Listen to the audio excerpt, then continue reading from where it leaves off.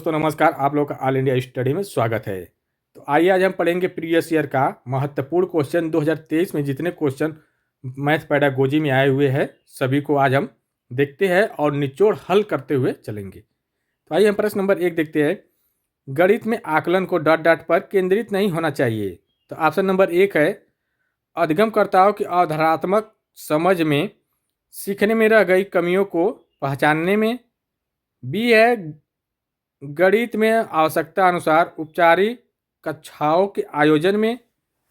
सी है अधिगमकर्ताओं की प्रतिपुष्टि प्रदान करने में। और डी है अधिगमकर्ताओं को उनके टेस्ट में प्राप्त अंकों के अनुसार नामीकरण करने में। देखिए यहाँ पर कर दिया अंकों के अनुसार नामीकरण। तो क्या होता है, जब आकलन किया जाता है तो उसमें अंक की बात नहीं की जाती है, अंक नकारात्मक होता है। उनकी प्रक्रिया किस प्रकार की है, कैसे बच्चा हल कर रहा है, अवधारणा क्या है, उसको जाना जाता है। ठीक ना।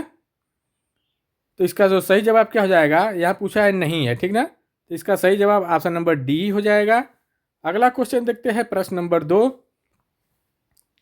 निम्नलिखित में से बुनियादी संख्या ज्ञान का अति महत्वपूर्ण पहलू या पक्ष कौन सा है। कह रहा है कि बुनियादी संख्या ज्ञान का महत्वपूर्ण पक्ष कौन सा है। 4 ऑप्शन दिए हुए हैं, तो आइए देखते हैं चारों ऑप्शन। ऑप्शन नंबर 1 है शीघ्रता से सटीक और परिकलन करना। देखिए शीघ्रता से अगर करेंगे तो वह क्वेश्चन सही नहीं हो सकता है। बच्चे को एक सरल तरीके से सिखाना है, जल्दी नहीं सिखाना है। ठीक ना। जल्दी सिखाएंगे तो वह अस्थायी हो जाएगा, अस्थायी होगा और सीख नहीं पाएगा। ठीक ना। दूसरा है संख्या बोध का विकास कराना। ठीक बात लग रही है। अगला क्वेश्चन, अगला ऑप्शन भी देख लेते हैं। मूलभूत संख्या संक्रियाओं के लिए मानक कलन विधियों की अच्छी समझ। देखिए कलन विधि दे दिया तो कलन विधि निगेटिव होगा। ठीक ना। और डी है गणना के कौशल का विकास करना। देखिए यहाँ पर गणना की भी बात नहीं है, बुनियादी संख्या की बात हो रही है। ठीक ना। तो जब संख्या का बोध होगा, संख्या का ज्ञान होगा, तभी आप विकास कर पाएंगे। ठीक ना, बच्चे विकास कर पाएंगे संख्या का। इसलिए इसका सही जवाब हो जाएगा ऑप्शन नंबर बी। आइए प्रश्न नंबर 3 देखते हैं। राष्ट्रीय पाठचर्या रूपरेखा 2005 के अनुसार प्राथमिक गणित पाठचर्या के लिए निम्नलिखित में से कौन सा सर्वाधिक उपयुक्त है। करा देखिए इसमें जो एनसीएफ 2005 में गणित के बारे में बताया गया है उसमें सबसे बेहतर कौन है 4 ऑप्शन में। तो ऑप्शन नंबर 1 है अवधारणाओं की समझ बनाते हुए शिक्षार्थियों जो प्रगति मूर्त से अमूर्त की ओर। ठीक ना। देखिए मूर्त से अमूर्त की ओर, ये मेन पॉइंट है इसका। तो इसका मतलब है कि मूर्त से अमूर्त की ओर बात कर रहा है।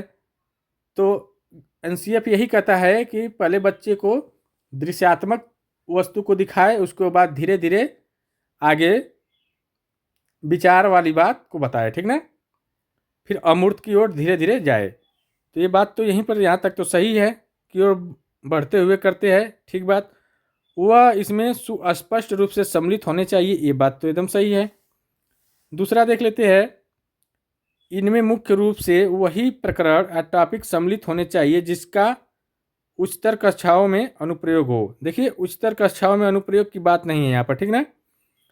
तीसरा है सी वाला, पाठचर्या को बीजगणितीय संकेतों का और समस्या समाधान में उनके उपयोग का परिचय कराना चाहिए। देखिए ये भी नहीं होगा। ठीक ना। ये एनसीएफ नहीं कहता है। ठीक ना। अब प्रश्न नंबर डी देखते हैं। पाठचर्या को विद्यार्थियों को प्रमेय को सिद्ध करने की विभिन्न विधियों का उपयोग करने के अवसर प्रदान करना चाहिए। नहीं। देखिए इसका सही आंसर क्या हो जाएगा, ऑप्शन नंबर 1 हो जाएगा। ठीक ना। अगला देखते हैं प्रश्न नंबर 4। शिक्षक ने कक्षा 1 के विद्यार्थी से 54 लिखने के लिए कहा। विद्यार्थियों ने 504 लिख दिया। ठीक ना। 54 की जगह 504 लिख दिया। तो निम्नलिखित में से कौन सी इस गलती को सुधारने की सर्वाधिक उपयुक्त विधि है। तो ऑप्शन नंबर 1 है बच्चे को बीच में शून्य मिटाने के लिए कहना नहीं, इससे बच्चा को समझ में कुछ नहीं आएगा। ठीक ना। दूसरा है उत्तर को गलत चिन्हित करना और बच्चे को 5 और 4 लिखने के लिए कहना, ये भी नहीं। ठीक ना। इससे भी बच्चा सीख नहीं पाएगा। ठीक। तीसरा है बंडल बनाने की विधि या गतिविधि का उपयोग करके बताना कि 2 अंक की संख्याएं कैसे लिखी जाती है। ये बात तो सही लग रही है, तो यही सही हो जाएगी। ठीक ना। या सही उत्तर के लिखने के लिए कहना ये भी गलत हो जाएगा। ठीक। तो ऑप्शन नंबर सी करेक्ट हो जाएगा। आइए हम प्रश्न नंबर 5 देखते हैं। आयत के क्षेत्रफल की आवश्यक अवधारणाओं को विकसित करने के लिए सही अनुक्रम कौन सा है। कह रहा है कि आयत है, आयत का क्षेत्रफल को अगर निकालना है तो आप किस प्रकार पहले इसमें से 3 ऑप्शन में पहले क्या रखेंगे। ठीक ना। तो देखते हैं, दिए गए आयत को रबर या शार्पनर द्वारा ढकना और फिर विद्यार्थी इसे इन्हें गिनने के लिए कहना। ठीक ना। दूसरा है आयत की भुजाओं को मापना और लंबाई एवं चौड़ाई के गुणन के द्वारा उसके क्षेत्रफल की गणना करना। तीसरा कह रहा है आयत के फलक को वर्गाकार टाइल जिसकी भुजा 1 सेमी हो उससे ढकना तथा टाइलों की संख्या गिनना। तो पहले आप नंबर पर क्या आएगा, एक क्रम की बात कर रहा है। ठीक ना। तो पहले नंबर पर जो क्रम आएगा ये पहला नंबर आ जाएगा। तो इसमें देखिए पहला कहाँ कहाँ है, ए में भी है और बी में भी है। ठीक ना। वो देखिए हम ऑप्शन उलट दिए तो उससे आप लोग गलत कन्फ्यूजन मत होइएगा। ठीक ना। ये बहुत ज़रूरी होता है ताकि आप लोगों को ध्यान रहे। ऑप्शन पहला नंबर पे ये आ जाएगा, सही बात है। और दूसरा नंबर पर ये तीसरा वाला आ जाएगा और ये तीसरा नंबर पर।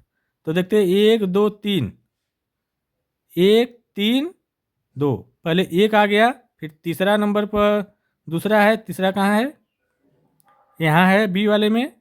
ठीक। तो यही हो जाएगा। ठीक ना। और तीसरा नंबर पर दूसरा है, तो ऑप्शन नंबर बी करेक्ट हो जाएगा। आइए अगला क्वेश्चन देखते हैं, प्रश्न नंबर 6। कक्षा में एक गतिविधि कार्य करते समय बच्चों द्वारा दर्शाए गए व्यवहारों के एक परास या रेंज को अभिलेखित करने के लिए शिक्षक द्वारा बच्चों का अवलोकन करते हुए जो संक्षिप्त टिप्पणियाँ ली जाती है वह किसका उदाहरण है।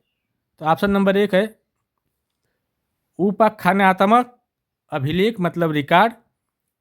ठीक ना, जिसमें व्याख्या की बात हो। दूसरा है रूब्रिक, तीसरा है अवलोकन और चौथा है परियोजना। तो देखिए इसका जो सही आंसर हो जाएगा, गतिविधि की बात हो रही तो उपेक्षा करना जरूरी होता है। ठीक ना, व्याख्या करना। तो इसका सही आंसर ऑप्शन नंबर ए हो जाएगा, रिकॉर्ड बनाना बहुत जरूरी है। ठीक। अगला देखते हैं प्रश्न नंबर 7।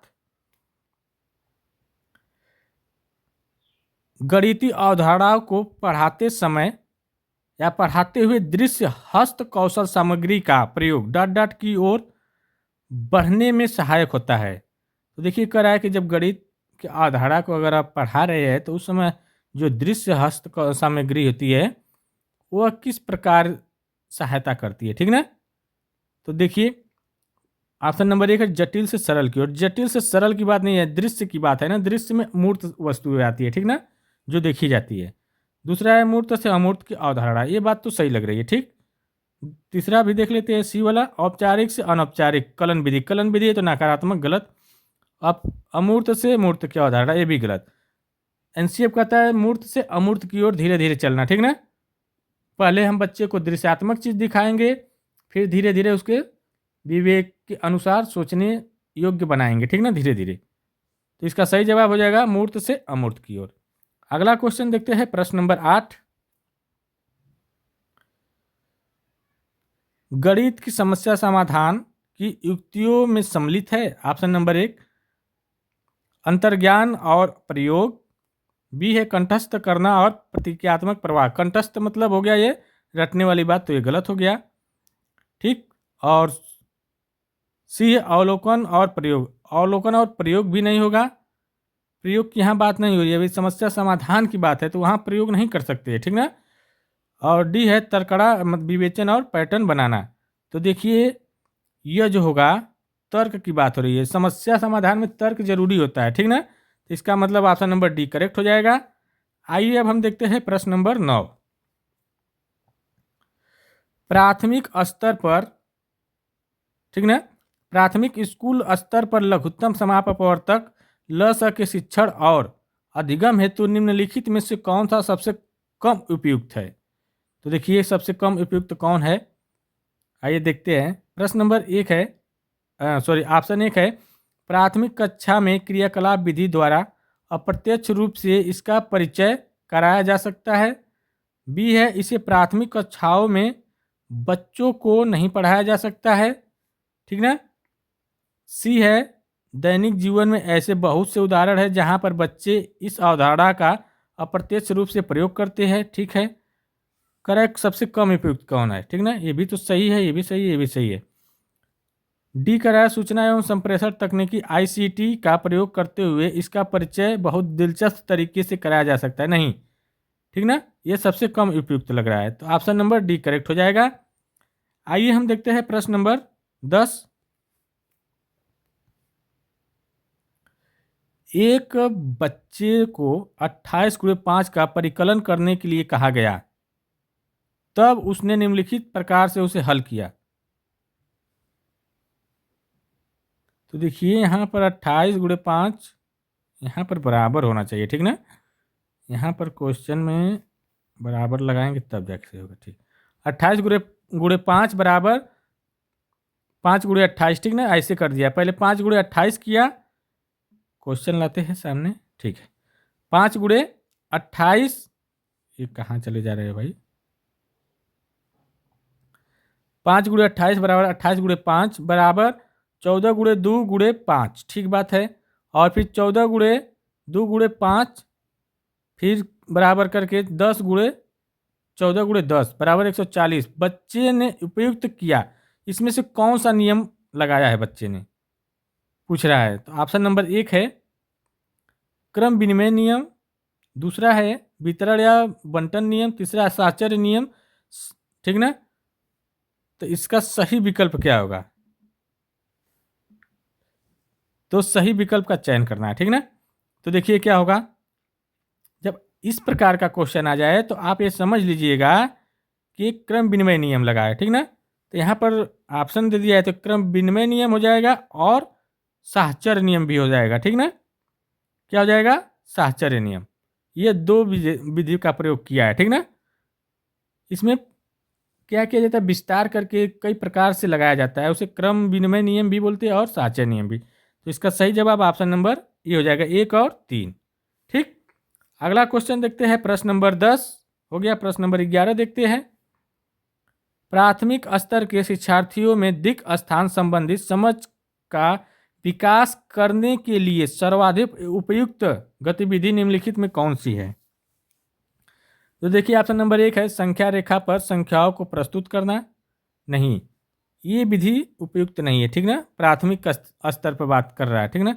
दूसरा है कमरों के सापेक्ष आकार और स्थिति को दर्शाते हुए अपने घरों का मानचित्र बनवाना, ये बात हद तक ठीक है, आकार और आकृति को दिखाएंगे, प्राथमिक स्तर पर बताएंगे कि आपका घर इतना बड़ा है, आपका घर कितना बड़ा है, उसको बना कर लेकर आना। तो बच्चा क्या करेगा, सोचेगा, तर्क करेगा, कैसे कैसे कितना दूरी है, कितना हमारा घर व तो इधर कोने है, इस तरह कोने ऐसे बनाएगा और सोचेगा, ठीक ना। तो इसका सही जवाब हो जाएगा ऑप्शन नंबर बी, आगे जाने की जरूरत ही नहीं है। प्रश्न नंबर 12 देखेंगे,